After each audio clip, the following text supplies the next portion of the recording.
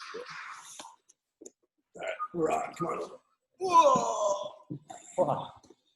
Hi guys, how you doing? Happy Wednesday.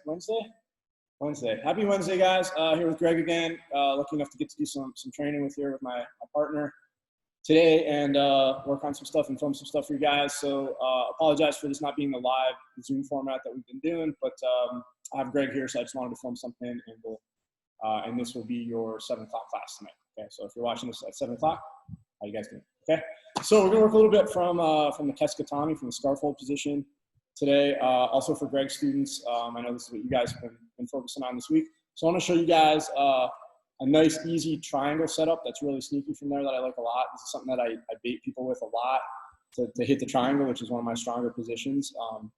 And essentially what I'm going to show you guys involves just shifting your weight slightly so that it gives your partner that feeling that they can move you over. Okay, so we're going to start here. If I have my partner, if I have Greg down here, okay, and I'm in that Kesa position, and just a quick refresher from my students because we haven't done this in a while. If you'll remember, I can hit this from any kind of a side control position. What I'm looking to do is isolate this arm, shift my weight, okay, kind of slide with that hip and stay nice and low. And I want to get underneath this sort of shoulder girdle here of my partner. Okay, so there's no ability here easily for my partner to kind of bring that elbow and that shoulder back in and pummel that space back. Okay, so once we shift into that Kesa, we're going to drive our hip in, slide under, almost like we're sliding into home plate. Hips are high. I'm going to kick that leg under, so I make kind of like a little shelf under that shoulder for my partner here. And then the big detail for Kesa for me, which you guys have probably heard me say a few times for my guys, is this detail that Alex Schweinsberg showed me, Judo Alex showed me, which is a really good judo guy detail, and that's this. Usually when I used to do this, we have a flat foot over here for the post, but if my partner is big enough or they can create a good enough angle, someone like Greg that's got this excellent ability to kind of bridge very well, if they turn that angle where my shoulder is and just bridge into me right now, Greg, please, bridge hard. Oh, the other way, bridge like toward me, like can you take me over? That way, yeah, or I mean, but toward me like this way, turn my head. Like push me like into me. Oh, like this way. Yeah. Okay. I'm gonna fall right over. So even with a good post here, if Greg kind of feels where that angle is here, my weight's a little too far over, he's gonna sit up into me. Go ahead, Greg, please, one more time. And I'm just gonna move my base. That's good. Okay. So if I articulate the toes here a little bit and I turn my heel out, guys, watch what happens. Go ahead, Greg, same position, please. Go, bridge. Okay. It's very, very difficult. Greg can't move me now. Okay. So a little shift of the angle with the toes, and that creates a whole different structure here to keep me from getting pushed back. Okay, so we're going to be in that Kesa position. I have that good control under here, and I have that good kind of driving off the active toes here, and now I'm controlling this arm. Okay, now what I'm going to do is what Greg wants to do anyway. Okay, which is have Teddy lick his head.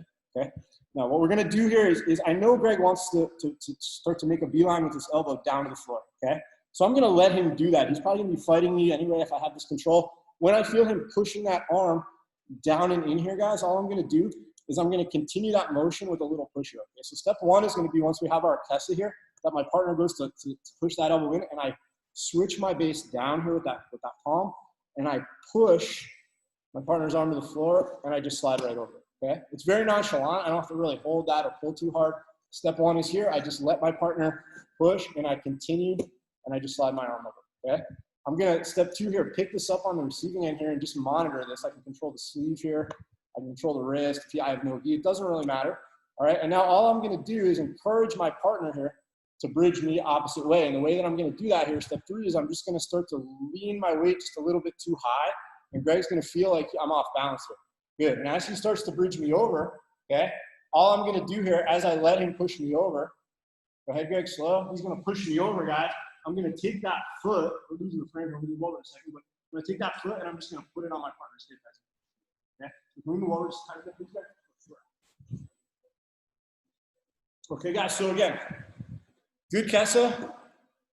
Okay, under the arm, articulate my toes here. When my partner goes to make that elbow in and make the frame there, I start to just boom, slide right over it with that leg. Okay, just push it down and slide right over it.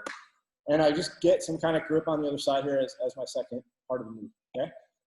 My partner's gonna start to bridge me over as he feels my weight off a little bit here, guys. Check this out. As I'm falling over here, my left foot here, okay, excellent film, my left foot pushes onto my partner's hip. So I know Greg's gonna now come up on top, all right, good. My foot is on his hip.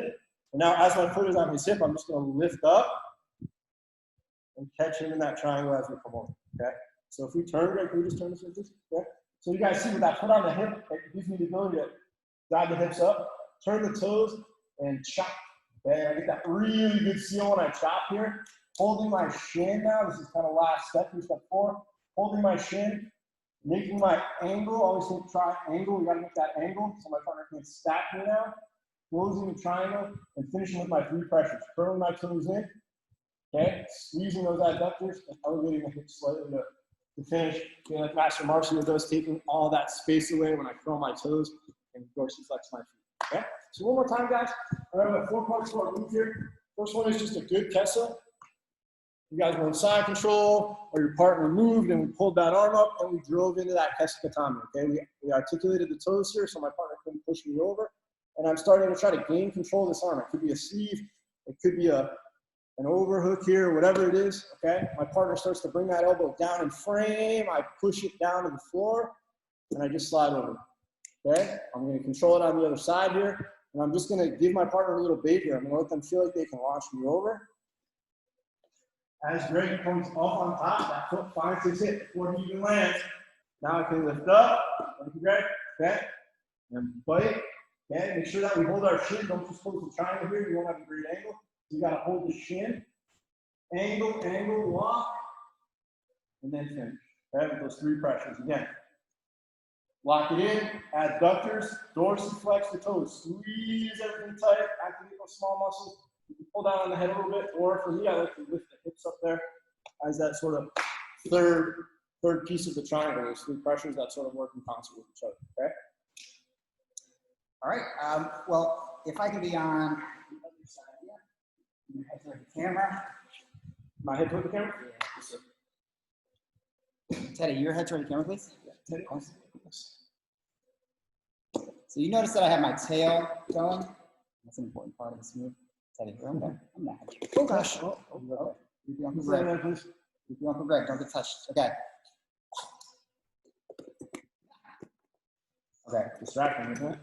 No. It's my favorite kind of strike. If somebody's defending with their arms against their chest, this is, but I've got the arm underneath.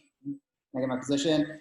Earlier this week, I talked about a series that starts from, collecting the wrist, getting a stiff arm, pinning this arm out, going for this like bent arm, straight arm situation. That's a fantastic series. It's a good one to know from this position. But probably my favorite one, and maybe my highest percentage one, and the one that I probably use the most against higher level guys, is this one here. I got that same connection underneath the elbow. I want my knee again under his shoulder blade. And if I can create just a bug, right? So I'll either push his chin or I'll get a hold of the collar and I'll create just a little bug. The really common reaction if his hands have been at his chest are to make contact with my bicep and make it go away. So you kind of, yeah, just a little bit of that. Yeah, and this is just a strong frame for him. His elbow's not even really that unsafe. It's kind of to his body. But what I'm going to do is keep what he gave me. So he touches my bicep, I keep it. And it's actually a decent grip. So get your arm back. Yeah, right. So, and it's just my thumb against my chest. So I'm here. And then I'm going to step over the head. So this like little series is just off a straight arm. Starts with a straight arm attack. So I push the chin. He makes a connection. I step over, and what I'm looking to step over is my heel to right. His mastoid process, right where his neck connects to his head. There's that bone right there. So that's where I want to be with my heel, but only my heel. If I put my whole foot on the ground, I find that guys more easily clear this and get back. When I put just my heel on the ground, not only is it a better little dig, but it's a better digging implement, because what I need to do, one of the things I might want to do next is dig underneath his head for like sort of follow-up move to this. But I'm going to connect to here, and now I bring the step over, just one note on the step over. When I keep the arm, I can't step over here either. So if you feel like, oh, that's a flexible guy move or something like that, well, I can't step over his head either. I have to bring my head away. So you notice that my head gets smaller in frame. That's me bringing my head basically over to his hip. That's to step over. I go right to my heel.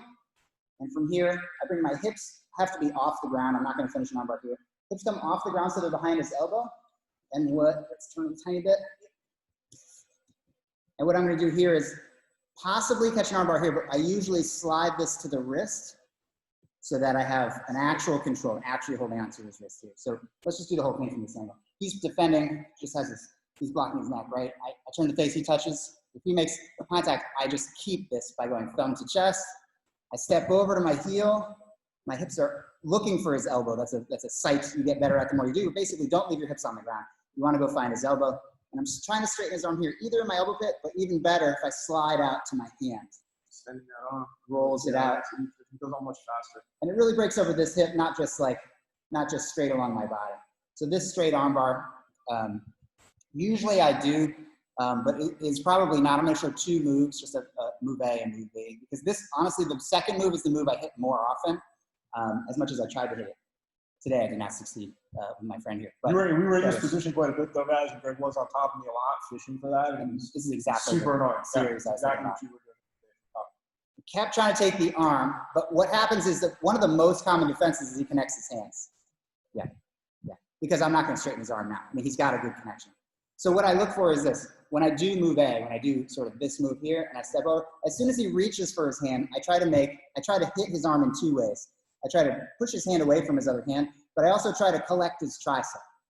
So if I try to push, it's going to be an Americana. If I try to Americana him with his arm in front of his biceps, forearm in front of his bicep, don't let me push this out, it's going to be very hard, right? But if I can hit the arm into this position, so it's much harder to resist now, right? Yeah, definitely. Weak angle. Weak angle. So I want to get to that weak angle quickly. It's not like doing a submission quickly to do this. That's not a submission on Brad. That's just putting him in a weaker angle. And from this weaker angle, I'll have better ability to connect that finish, right? So again, I'm going to touch my chest or bicep. Keep, step. And I would go for this, but when he goes to connect his hands, it's a little quick movement, just where I hit his wrist and I hit his tricep. I'm trying to get his low forearm next to his tattoo instead of in front of his body. Because this, I can't push out. But if I kind of quickly get it out to here, then I can connect, and it's going to be not a lot of movement to catch an Americana from here. Okay. Yeah, so. You will not have to dismount and go to here to catch something more conventional. Because you have his elbow off the ground, it's actually a very quick little. Yeah, and Greg, so one thing that I noticed too, guys, on this is that when we think about a conventional Americana, Greg's always got his elbow where, right? If we're doing this like from a side control or mount, for example. He's always got his elbow sort of making a frame with his elbow in his forearm around my head, right? So my head is sort of stuck in place there now. I can isolate my arm. But he's actually, what he does is using his leg in place of his elbow as a frame here. And when he goes to hit there and he changes that weak angle, my head is kind of stuck in place here thanks to that strong frame with the leg. So he doesn't need to go all the way through, man. My head is like stuck in that. He has the angle on the elbow already to make me tap quick. Yeah, that's nice. So that's a nice little series. You will catch the straight arm on people who haven't seen it before. A lot of times they're like, oh. But if you do it once or twice, people will get savvy. They'll catch their arm. High level guy, they'll catch their arm because it's just probably smart. They're not letting their arm get extended. But when they go to do this, the follow-up Americana is probably the higher percentage move, I mean, in my experience. So it's a nice little series for you. Yeah, nice. And you can kind of you can punt back and forth for those two kind of concerts. Yeah. Too, right? Which is cool. And a lot of times to get out of the Americana, they punch it straight, and then you have a razor. So like the series continues. Yeah. For sure. Nice. The saga continues. The saga continues. All right, guys. So just a couple quick moves for you guys tonight. Again, thanks again for bearing with us through this time. It's awesome to have Greg here to kind of help film with me and train with me, and much easier to obviously create a class with another person than it is with the grappling dummy. So be safe, and we'll see you guys soon. Yeah, and we're 2 for 2 for me learning a new move out of the position. Yeah, and that was good too because you set that position up on me like 3 or 4 times today. So now I know what you're doing. Tried. All right, guys. Thanks. Take care. Wow. And meeting